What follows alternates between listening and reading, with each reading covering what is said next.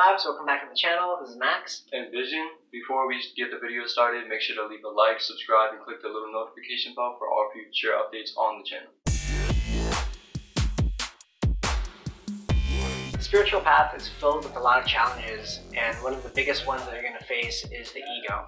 And in this video, we're going to talk about how to catch the ego in action, when and when not to confront the ego, and also how self-discipline ties into self-mastery of your own ego. If you don't have your ego dealt with, you're not going to help anyone else's ego.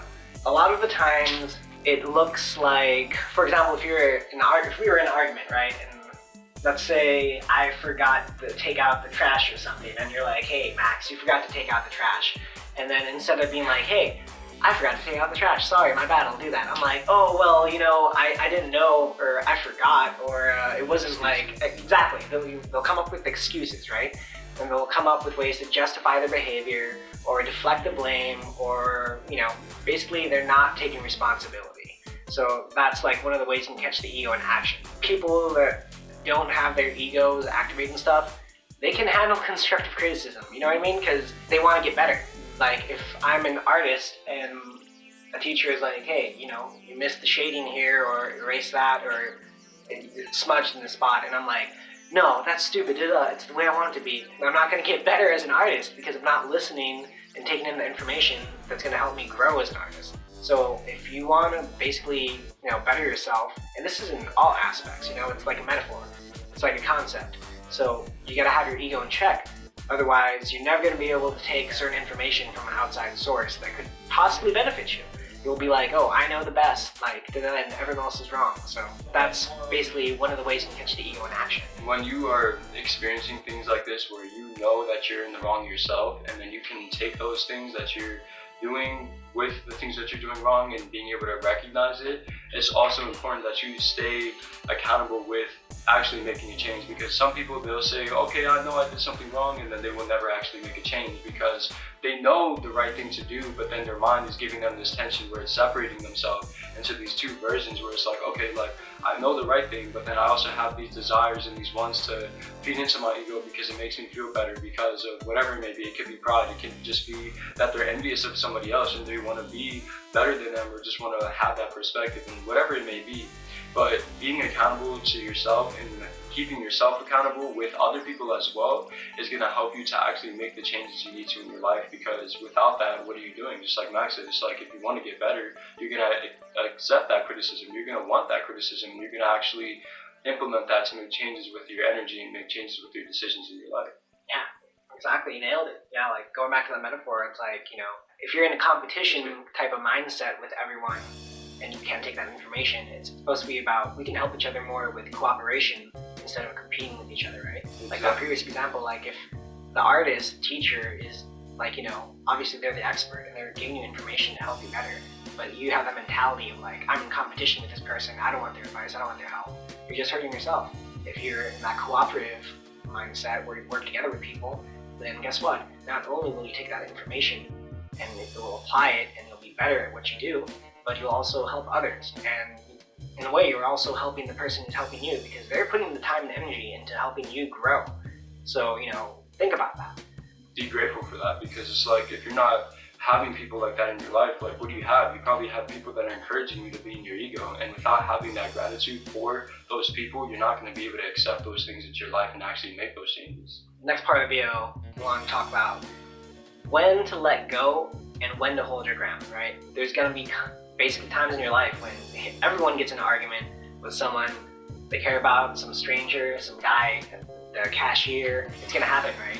So when do you know when you should, you know, have it out with someone or just let it slide, right?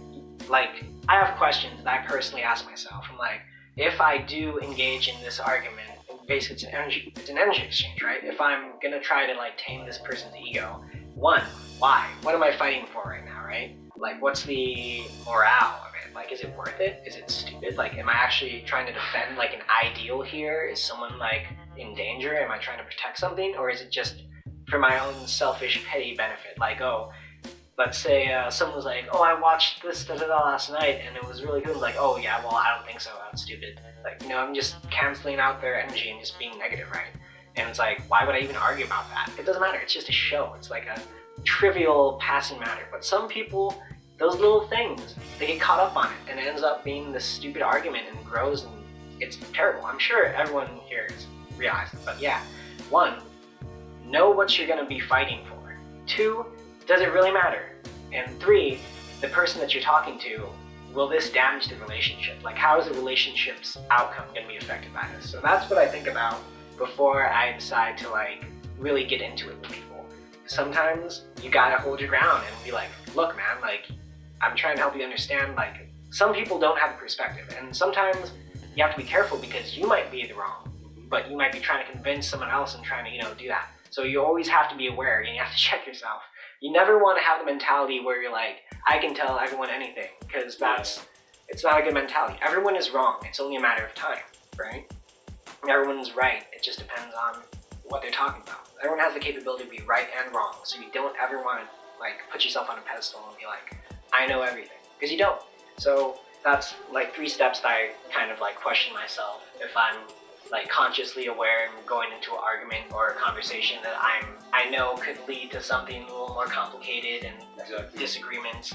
And yeah, that's kind of like a basis that I use. Do you have anything like that? Yeah, like if you're ever in a situation like that, you can use something that I do is I try to take the perspectives that, like just what Max was saying, is ask yourself those questions, and it's going to help you to see a different perspective than your mind is giving you in the moment, because a lot of the times your mind is separating you to feel different like ways at different times. Like you feel one way towards a person at one time, and then another way you'll feel a different way. You'll probably feel better about that person. But if you're seeing that there's this separated perspective, try to remove yourself from that separated perspective and clear out all of those perspectives. This is why like meditation and stuff, and even journaling down how you're feeling and stuff, can help you to be the observer of it, see it from an outside perspective instead of being caught up in the situation. Because when your mind is wrapped around the energy of the situation, it's hard for you to get that external like influence. That's why like we were saying is like being able to take advice from somebody else, because they're not in the situation, so their ego is probably not even involved. So when you have that energy, when you're outside of the situation, you can bring that energy into the situation and tame the ego, not only with yourself but even in the environment and other people as well. Because like even if you take the scenarios that he was giving, like let's say there's the art teacher trying to give them advice, and you're like, oh no, like this is like what I want, but really it's not really what you wanted. It's like you're giving yourself that perspective. So the mind will project this image of what it is to be right, or what right even means, and then you're not even seeing the other perspective, and you're just blocking off that person from even being able to guide you. And you're also blocking off that part of yourself. It's like there's a part of yourself that wants to accept the advice, but if you're not connecting with that part of yourself, if you're not like being in tune with that within yourself, you're never going to be able to move forward with those growth patterns that you want to grow in, or that you want to gain in your life, and actually gain those habits and have that discipline in your life, which is the next part that we're going to talk about, is being able to have the discipline within your life to master yourself, so that when things like this happen where your ego starts to get triggered, that you're not going to be triggered by that stuff. Because if you're always getting triggered by things all the time, you're never going to be proactive. You're never going to actually build something in your life. Because if you're always reacting to things, like for example, I play chess sometimes, like we play chess, and if you're playing chess and you're always reacting to the person's move who you're going against, you're never going to win the game. So it's the same thing within yourself. Exactly, you get set up and you get caught up in the game.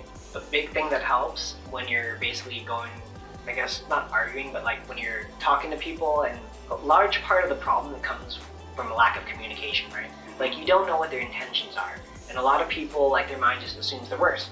But like as soon as you can kind of like meet them halfway and understand like what their intentions are and how they're seeing where they're coming from, you'll find it easier to relate to this person, because then you realize like they're just trying to figure shit out just like you. Like, you know what I mean? But a lot of the times like we just naturally inclined to just assume that everyone's out to get you, but really they're not. I'm not saying that there's people who aren't, but like a lot of the times your mind will play tricks on you, and then you'll be, making enemies out of the people who really got nothing against you. But yeah, thanks for bringing that up. Never mind. So, try to see it from the other person's perspective too, and that will help a lot with kind of bridging the gap. I want to touch on what I said earlier, self-discipline. You're not always right. You know what I mean? And to be able to admit that takes self-discipline.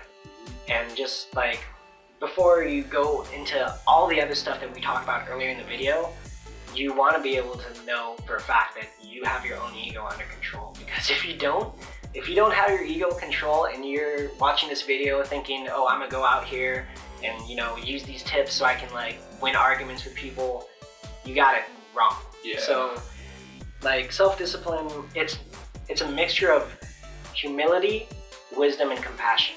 That's self-discipline, in my opinion. Like, you know, everyone has their own opinion, but like those, in my opinions, are aspects of self-discipline that are very useful when you're conversing with people. If you're going to be talking to people and like navigating people's egos, you need to have self-discipline, and you need to have wisdom and humility, compassion, all those things, right?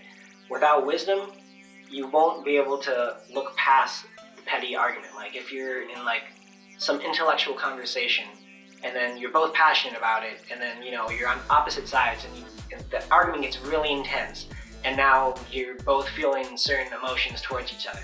If you have the wisdom to realize like it doesn't really matter in the long run, like this is just, you know, it's only if you can perceive it as a temporary thing, then that'll help. In the future, you won't be holding on to information, like feelings about like, oh, the last time we argued, you know what I mean? You have to have the wisdom to just let that go.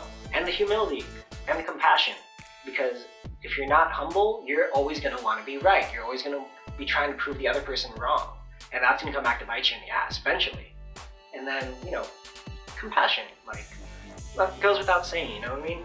If you're talking to someone and you have no compassion and you're just like cold-hearted, then you're not even taking in some of the information that they're trying to give you. You're not listening when someone's pouring their heart out to you. All those aspects are important when you're communicating with people, and also when you're, you know, navigating the ego, because it's constant. Like, you're always going to be navigating people's egos, but keeping those things in mind helps make people more relatable, and, you know, you realize that they're just like you, because you don't want to be out here seeing everyone as like separate and like the enemy.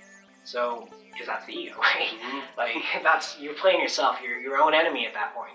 Yeah, that's pretty much it for the video. Thanks for watching. Have vibes. And also check out reprogramthematrix.com. The store has the Ego Identifier book. It might sync up with this, you might like it. And yeah, have vibes. Have vibes. Peace in and out.